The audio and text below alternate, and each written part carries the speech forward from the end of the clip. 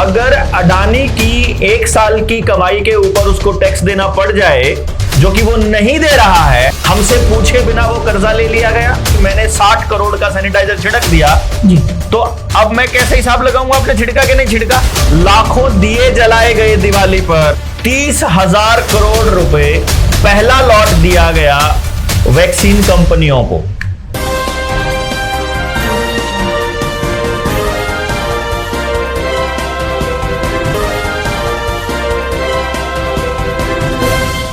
नमस्कार, मैं हूं भरत सिंह दुवलिया और आज हम हैं नागपुर के देशोन्नति स्टूडियो में और हमारे साथ है हमारे आज के अतिथि डॉक्टर देवेंद्र बलहारा जो कि चंडीगढ़ से हैं।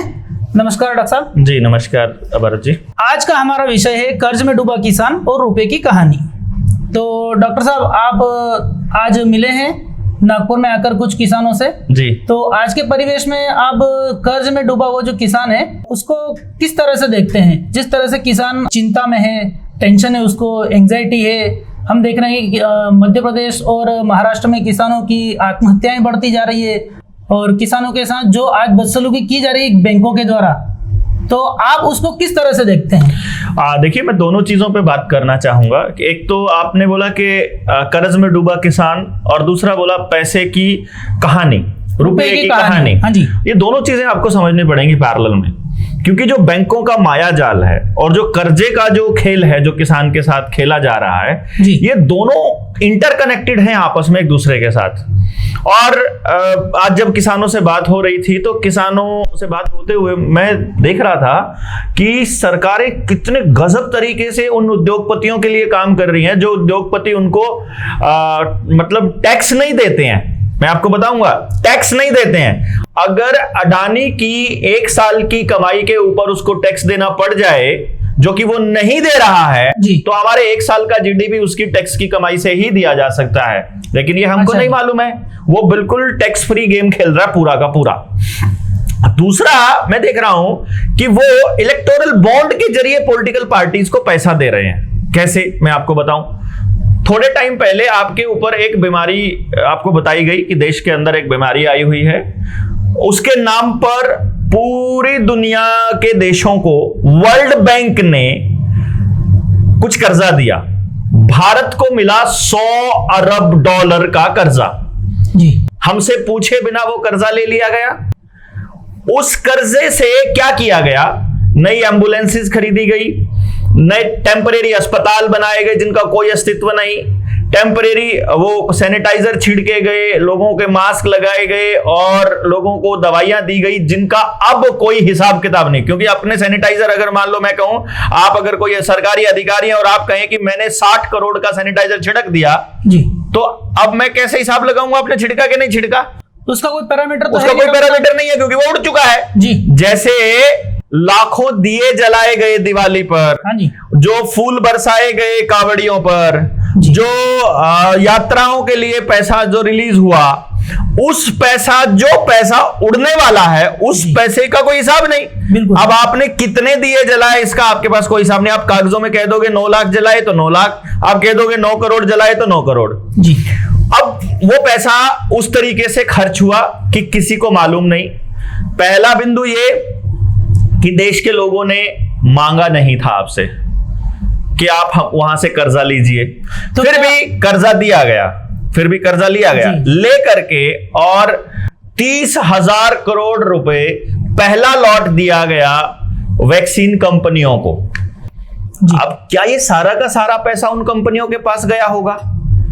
मैं समझता हूं कि ये कंपनियों ने और नेताओं ने मिलकर एक खेल खेला कि हम आपको इस दवाई के नाम पर पैसे देंगे, आप उस पैसे इतना परसेंटेज हमारा होगा और वो परसेंटेज आपने इलेक्टोरल बॉन्ड के जरिए पार्टियों को देना है। सारी पॉलिटिकल पार्टी एक ही सुर में बोल रही थी। इसका मतलब उन कंपनियों ने हर पॉलिटिकल पार्टी को पैसा दिया जी। अब आ जाते हैं किसान के ऊपर। डॉक्टर साहब, मेरा एक सवाल और है, बीच में डिस्टर्ब करूंगा आपको। जो ये कर्ज देश को दिया गया, इसके पीछे क्या अंतर्राष्ट्रीय षड्यंत्र है या फिर किसान को केंद्र में रखकर ये कर्जा दिया गया है, या फिर उसकी जमीन हड़पने का जो षड्यंत्र देश के अंदर ही रचा गया है? देखिए, आपको ना कर्जे का, ये पैसे वाली कहानी पे आऊंगा मैं, कर्जे पे आऊंगा मैं इसके बाद में, जब ये बात पूरी कर लूंगा। पहले मैं किसानों वाली बात पूरी कर लेता हूं। ठीक है।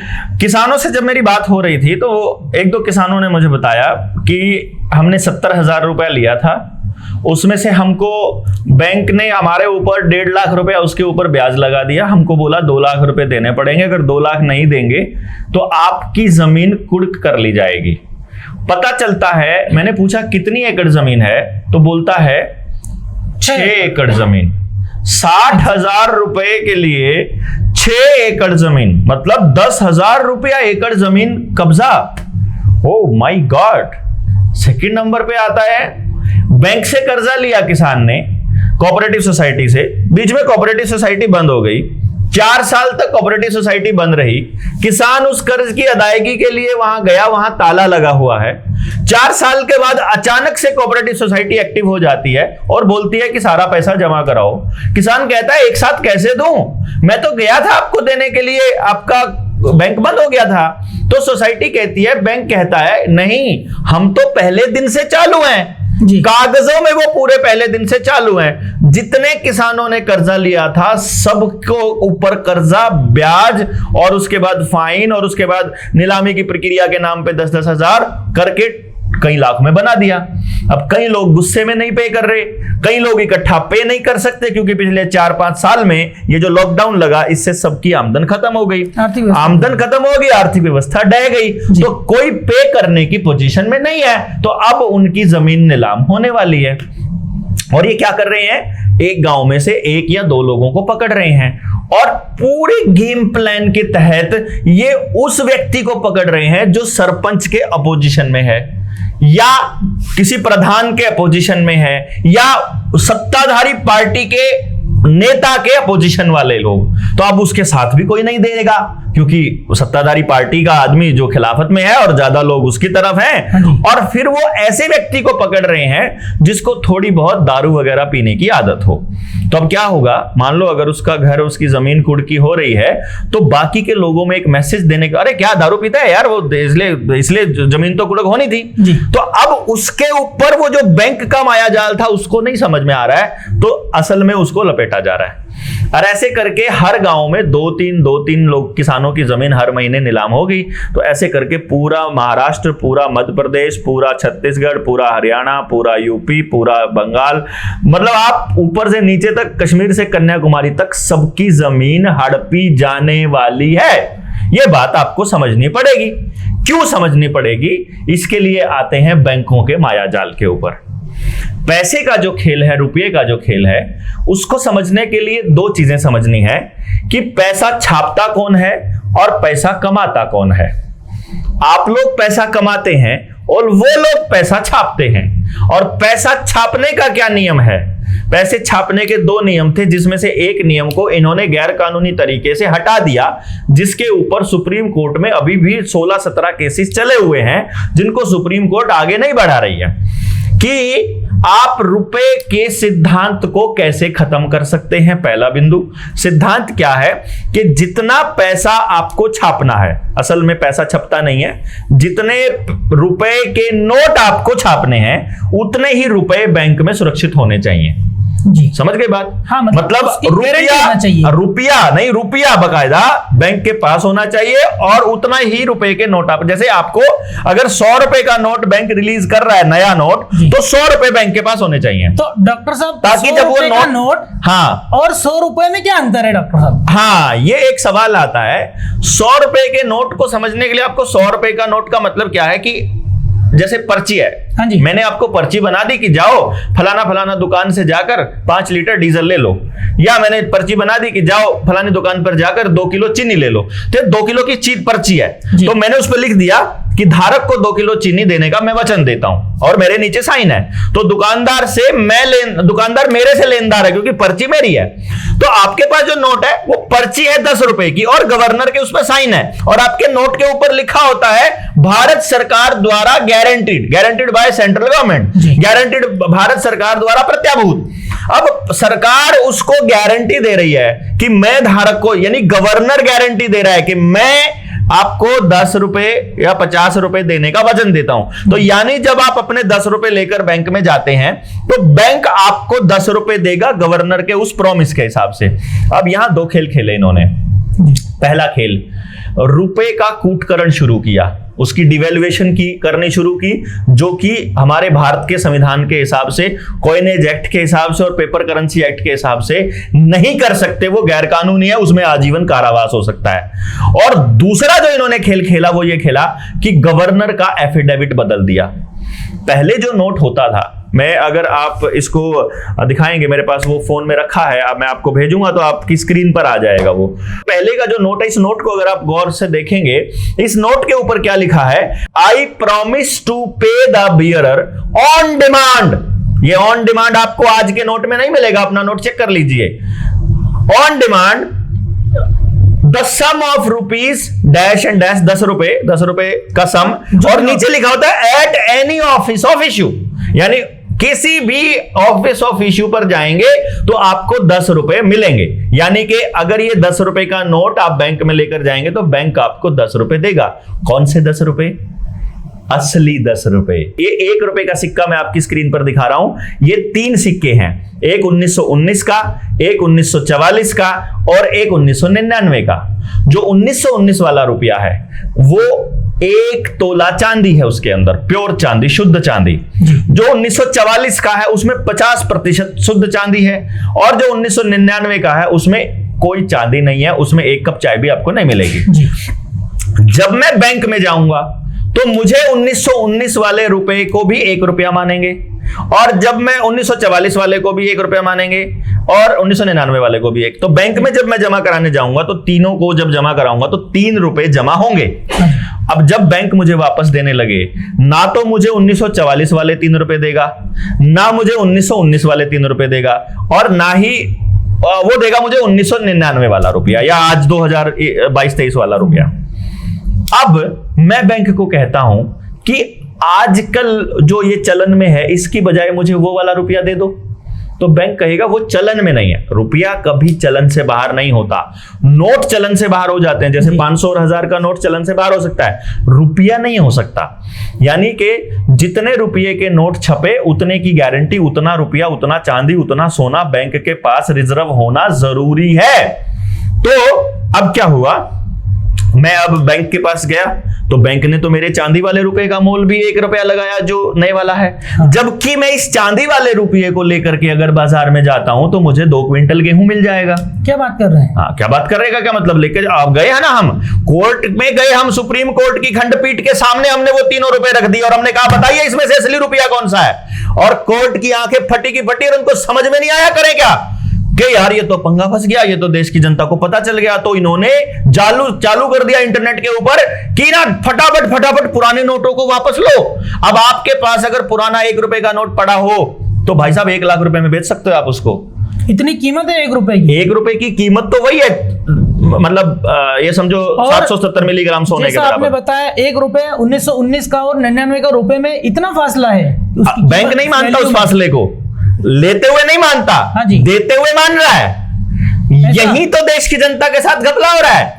यानी आपका रुपया जब आपके घर में अगर कोई सोने की मोहर पकड़ी जाती है, जैसे पुराने समय में विनिमय के लिए मोहर होती थी, और एक मोहर की जो वैल्यू होती थी वो 15 रुपया होती थी। तो अगर आपके घर में कोई मोहर मिल जाए, सोना मिल जाए और 20 मोहरें मिल जाएं, तो 20 मोहरें 15 रुपए की मिली, ये लिखा जाएगा। अब आप मानिए आपके घर में इनकम टैक्स का छापा पड़ा और 20 मोहर मिली, तो 20 मोहरें वो लेकर के चले गए, तो खाते में लिखेंगे 15 रुपए की मोहर है एक, और 20 रुपए की 20 मोहर मिली है, मल्टीप्लाई करके 300 रुपए लिए। बैंक 300 रुपए कहेगा हमने लिए तुमसे। अब अगर आप जिंदा हैं तो आप वो मोहरें वापस लेंगे। मान लो आप मर जाते हैं, आपके अगली पीढ़ी आएगी जब, और वो कहेगी, क्योंकि वो इनकम टैक्स का अधिकारी भी मर चुका है और आप भी जा चुके हैं, तो अब आपके बच्चे जाएंगे बैंक में कि हमारे इनकम टैक्स वाला जो केस है वो जीत गए हैं, अब हमारे पैसे हमको दे दो। तो वो जो वहां लिखेंगे 300 रुपए मिलेंगे, 300 रुपए लेके आ जाएगा, ले गया सोना और दे गया कागज का टुकड़ा।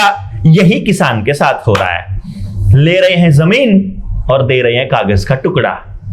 अब इस कागज के टुकड़े पर आपकी जमीन, मकान, गाड़ी, घर, डंगर सब कुछ काबू करने का खेल चल रहा है। अगर किसान को यह पता चल जाए कि आपके 1 रुपए की कीमत 1 तोला चांदी है, तो इन बैंकों की खाट खड़ी हो जाएगी। इसीलिए जनता सरकार मोर्चा के साथियों ने यह निर्णय लिया है कि पूरे भारत के एक एक व्यक्ति को कर्ज मुक्त करना है। कर्ज माफी नहीं, ध्यान रखिएगा, कर्ज मुक्ति, कर्ज मुक्ति चुकता करेंगे, चुकता करेंगे हम लोग, जनता सरकार मोर्चा चुकता करेगा। अगर आपकी मकान, दुकान, फैक्ट्री, चाहे कितने ही करोड़ रुपए का कर्जा हो, जनता सरकार मोर्चा चुकता करेगा। आप आइए हमारे पास, हम आपको दस्तावेजों के साथ बैंक में भेजते हैं। आपको सेटलमेंट करने की जरूरत नहीं है, आपको सिविल खराब करने की जरूरत नहीं है, आपको बकायदा एनओसी मिलेगी और असली रुपए से चुकता करेंगे। और हम बैंक को बताएंगे कि जो तुमने हमको दिया था वो फ्रॉड था रुपया, और हम तुमको असली रुपए से चुकता करेंगे। और जब जिस दिन बैंकों को ये पता चलेगा ना, जो लोग इस रुपए पे गेम पे चल रहे हैं, इन्होंने आज तक कोई नहीं छोड़ा। जो आप बीमारी वाला खेल खेल रहे थे, जो आप कह रहे थे कि लोन जो दिया हम लोगों को, जो सरकारों ने खरीदा, आपको शायद मालूम नहीं है, हर वक्त एक प्रॉपर्टी होती है। जैसे पहले क्या था, पहले एक नियम था, जो भी व्यक्ति फ्यूल कंट्रोल करेगा वो देशों को कंट्रोल करेगा। तो अमेरिका ने क्या खेल खेला? अमेरिका ने नहीं खेला, असल में ये इजराइल ने खेला। इजराइल ने अमेरिका के जरिए पूरी दुनिया को ये दिखाया कि वो 9/11 वाला इंसिडेंट किया और पूरी दुनिया में ये प्रचार फैलाया कि ये इस्लामिक टेररिज्म है, कि ये सब इस्लाम वाले लोगों ने किया। असल में क्या था, सद्दाम हुसैन ने अपनी करेंसी छाप ली थी और उस वक्त वो अपना कह रहा था कि मुझसे तेल चाहिए। अगर इराक में तेल के कुएं मिले थे तो वो कह रहा था कि अगर तुमको तेल अगर चाहिए तो मैं जो विनिमय करूंगा सोने में करूंगा या फिर अपने रुपए से, अपनी करेंसी से करूंगा, मुझे डॉलर में ट्रेड नहीं करना है। सद्दाम हुसैन को पता था ये, सद्दाम हुसैन को मालूम था, हिटलर को मालूम था, सुभाष चंद्र बोस को मालूम था। तो हिटलर और सद्दाम हुसैन को तो बना दिया उन्होंने तानाशाह बता दिया, उन्होंने गद्दाफी को भी तानाशाह बना दिया, उसका भी यही खेल था। और सुभाष चंद्र बोस को क्या बनाया? युद्ध का भगोड़ा, उसको क्या बनाया? युद्ध का प्रिजनर।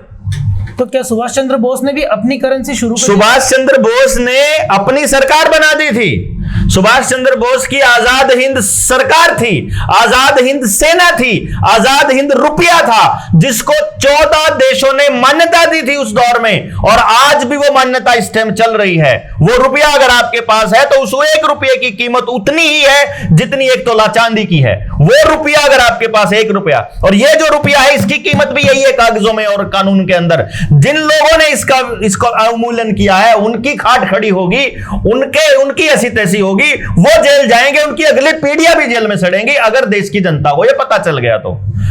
हम इसी चीज को जगा रहे हैं। किसानों को आत्महत्या नहीं करनी है, किसी भी कर्ज में डूबे व्यक्ति को आत्महत्या नहीं करनी है। आपको अपने जिले में, अपने तालुका में, अपने गांव में, अपने स्टेट में मौजूद जनता सरकार मोर्चा के साथी से संपर्क करना है। जनता सरकार मोर्चा कोई संगठन नहीं है, ये उन ईमानदार लोगों को जोड़ने का एक जरिया है, मात्र है। तो अगर मान लीजिए महाराष्ट्र में आप आ रहे हैं, आप आइए अविनाश काकड़े जी से मिलिए, आप वो बताएंगे आपको कि आपको कैसे कर्ज मुक्त होना है। आप महाराष्ट्र उसमें जा रहे हैं, मध्य प्रदेश में जा रहे हैं, आप कल्पित जैन से मिलिए, आप भरत भाई से मिलिए, आपको मालूम पड़ेगा कि वो किस तरह से कर्ज मुक्त होना है। ये सारी चीजें हम आपको सिखाएंगे, हर गांव में इसको ट्रेंड करेंगे, क्योंकि यदि सुभाष चंद्र बोस एक होंगे तो उनको वैसे ही युद्ध अपराधी या आतंकवादी या नक्सली बना करके खड़ा कर दिया जाएगा। वो कल को कह देंगे, हम लोग थोड़ा सा जोर से बोलेंगे तो हिंसात्मक कार्रवाई कर रहा था, सारी उम्र जेल में सड़ना पड़ेगा। हमें जेल जाने की दिक्कत नहीं है, हमको दिक्कत एक बात की है कि उससे पहले हम लाखों लाख सुभाष चंद्र बोस खड़े कर देना चाहते हैं। हम इतने लोग खड़े कर देना चाहते हैं कि तंत्र के पास कोई चारा ही ना हो कि वो अपने बोरिया बिस्तरा उठा करके भागे और लोग अपनी व्यवस्था अपने आप बनानी स्टार्ट करें। तो डॉक्टर साहब, मध्य प्रदेश और महाराष्ट्र को छोड़कर यदि कोई इंडिविजुअली आपसे किसान संपर्क करना चाहे तो किस प्रकार संपर्क कर सकता है? 9518170000 मेरा फोन नंबर है। उस पे व्हाट्सएप डाल करके आप मुझे संपर्क कर सकते हैं, बता सकते हैं। पहले अपना परिचय भेजिए, फिर बताइए क्या काम है। वॉइस मैसेज भेज दीजिए या लिख कर भेज दीजिए, आपको उचित समय पर जवाब दे दिया जाएगा। यदि आप सीधा कॉल करते रहेंगे, कॉल पिक नहीं की जाएगी। अगर कर भी देंगे तो उसका समाधान नहीं होगा, क्योंकि ध्यान नहीं रहता, बहुत सारी कॉल्स आती हैं। तो आप व्हाट्सएप कीजिए, आपको उसका समाधान भी बताया जाएगा। अगर आप अविनाश भाई का नंबर आपके पास है, आप उनसे कर सकते हैं, नहीं तो आप भरत भाई से कर सकते हैं, कल्पित से कर सकते हैं, उधर हमारे हरियाणा में सुनील भाई हैं, वहां उनसे कर सकते हैं, और बहुत सारे साथी हैं। ये तो लंबी कारवां है, आप जहां संपर्क करना चाहते हैं, मैंने आपका नंबर दे दिया। आप जिस जिले से होंगे, जिस स्टेट से होंगे, मैं आपको उस रेफरेंस दे दूंगा। और आप सीखना चाहते हैं, आप जानना चाहते हैं पूरा खेल, तो जो मुद्रा का इतिहास, रुपये का इतिहास, आप लिख करके भेजिए कि मुझे वो पीडीएफ चाहिए, मैं आपको वो पूरी की पूरी किताब भेज दूंगा। जब आपको पूरी किताब समझ में आ जाएगी तो मैं इससे अगले स्टेप की ट्रेनिंग आपको भेज दूंगा। जब वो समझ में आ जाएगा तो फिर आपको बुला लिया जाएगा। जब आपको लगेगा कि हाँ हम सच बोल रहे हैं, तो फिर आपको बुलाकर समझाएंगे कि आपको अपना गांव कर्ज मुक्त कैसे करना है। एक भी व्यक्ति को कर्जे में नहीं छोड़ना है, क्योंकि आपको पता चले कि जो पैसा छापा जाता है वो केवल मूलधन को छाप सकते हैं। यानी कहने का मतलब है, इधर आप कर्जा लेते हैं, उधर वो रुपया छाप लेके अपने पास रख लेते हैं। यानी कि आप और गरीब होते चले जाओगे और वो और अमीर होते चले जाएंगे। इसीलिए जब से बैंकों ने कर्जा देने का दौर शुरू किया है, तब से भारत की जनता नहीं बल्कि पूरे विश्व में सभी देशों की जनता और गरीब होती जा रही है, भूखमरी की तरफ दौड़ती जा रही है, गृह युद्ध की तरफ देश जा रहा है, फूड क्राइसिस और फ्यूल क्राइसिस की तरफ जा रहा है, और वो लोग और अमीर होते जा रहे हैं। अब इनको क्या करना है? आपकी जमीन हाथी आएगा कौन? बैंक। और बैंक का मालिक कौन बनाया जा रहा है? अडानी। तो इनडायरेक्टली आपकी सारी जमीन, मकान, डंगर, ट्रैक्टर, मोटरसाइकिल, पर्सनल लोन और आपका मालिक अडानी अंबानी को बना दिया जाएगा। और अडानी अंबानी की बहुत सारी कंपनियों में इन्वेस्टमेंट उन्हीं लोगों की है जो अमेरिका की कंपनियों में बैठे हैं, और अमेरिका की कंपनियों में इजरायली बैठे हैं। तो आपको अपने देश के मुख्यमंत्री और प्रधानमंत्री इजराइल इजराइल इजराइल करते हुए नजर आएंगे। और पीछे भी सपोर्ट इजराइल का खेल भी चला था, जब उस टाइम पे इजराइल के साथ युद्ध का चला था। तो आपको इजराइल के इस षड्यंत्र को समझ में आने के बाद उठना ही है।